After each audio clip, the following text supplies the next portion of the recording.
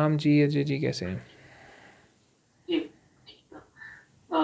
किरण जी, मैं ये कह रहा था कि जैसे प्रश्न ये बार-बार उठता है कि जैसे कहते हैं कि सब वहीं से परमात्मा ही है और सब परमात्मा के रूप हैं।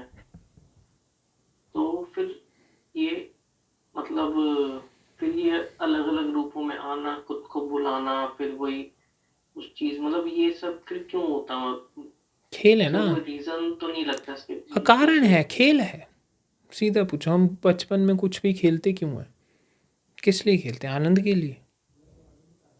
और क्या जी, होता है? खेलना है हमारे लिए तो बस। वो अलग बात है, खेल खेल में चोट भी लग जाती है, पर खेलने का कोई कारण नहीं है। हम कारण बनाते हैं। इस सृष्टि का कोई कारण नहीं, अकारण है। अगर कोई कहे कि आपके जीवन का कारण है, आपने आत्मज्ञान लेके आना है, आत्मज्ञानी बनना है, स्वयं को जानना है। यही कहते हैं कि दी सबसे इम्पोर्टेंट जो गोल है सेल्फ रियलाइजेशन है।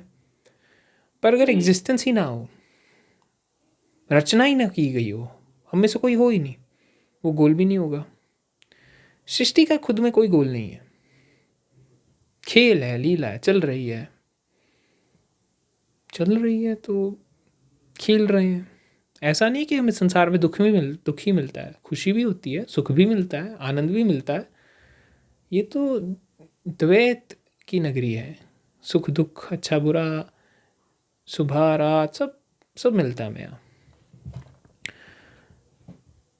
मुक्त वही हैं, ज्ञानी वही हैं जो इसको देख लेता है, खेल की तरह, लीला की तरह।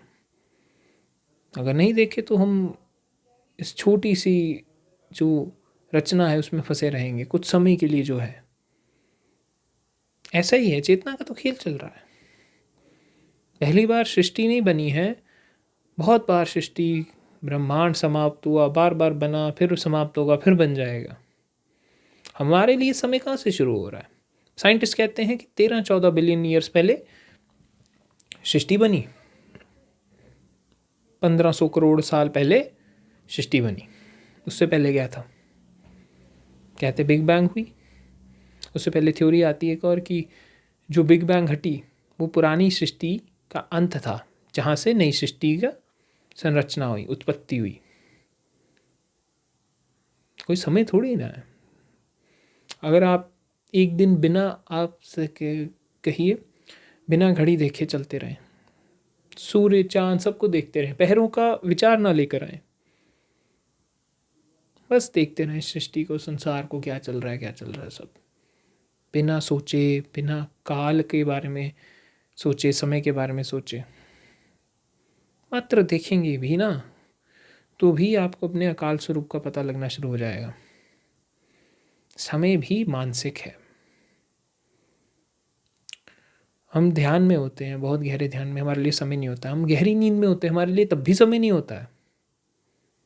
समय मानसिक है। अगर मेमोरी ना हो, मान लीजिए, समय का कैसे पता लगेगा? हमें उम्र का नहीं पता लगेगा। हमें हर पल अपनी उम्र का ख्याल नहीं रहता, हमें हर पल अपने नाम का ख्याल नहीं रहता है। वो तो कभी किसी ने बुलाया तब याद आ गया, क्योंकि ये सब मेमोरी की चीज़ें हैं।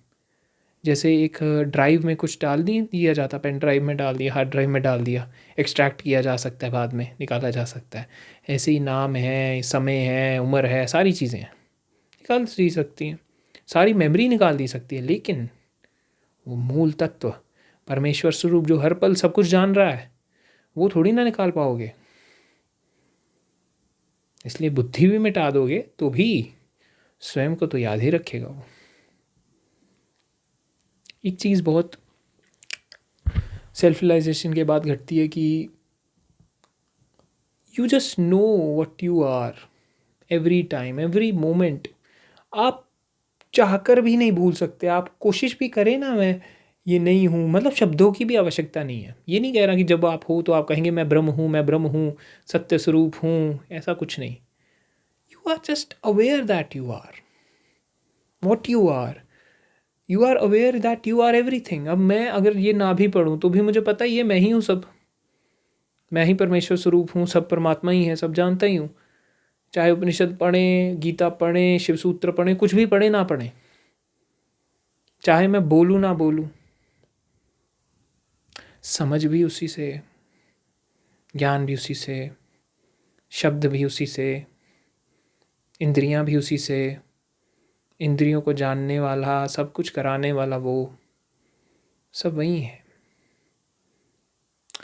ये ऐसी लीला है जहाँ पे जो प्रश्न पूछने वाला है और जो जवाब देने वाला दोनों एक हैं, फिर भी उसने खुद को बांधा हुआ है, ऐसे द्वेष में डाला हुआ है। So take it as a play.